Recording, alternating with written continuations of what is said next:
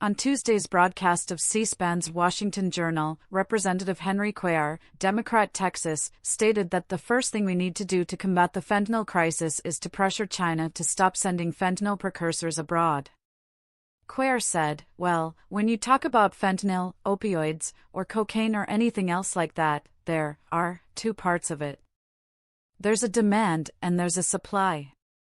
There's a demand here in the US, no ifs, no buts, people are using drugs, and then, that's the demand.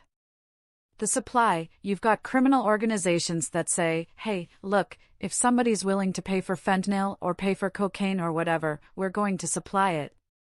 And they make billions of dollars either crossing people, smuggling people, trafficking people, or passing drugs into the US." He continued, "The fentanyl is very important.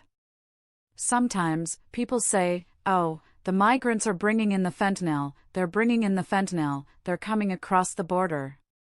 When you look at 94% of the meth, 90% of the fentanyl, most drugs will come through ports of entry, not in between ports. So, when people say, put up walls so we can stop drugs and people, keep in mind, most drugs will come through ports of entry. So, we need technology, K-9 personnel at the border, both the southern and the northern border, also." Cuellar concluded, and keep in mind that fentanyl also comes in, the precursors will come from China and India, but mainly China.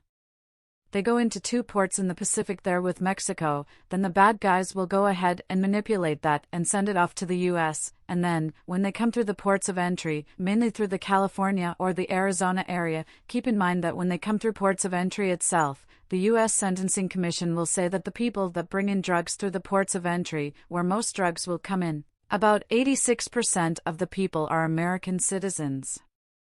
And that's why we've got to, like you said, we've got to have common sense on how we address the issue.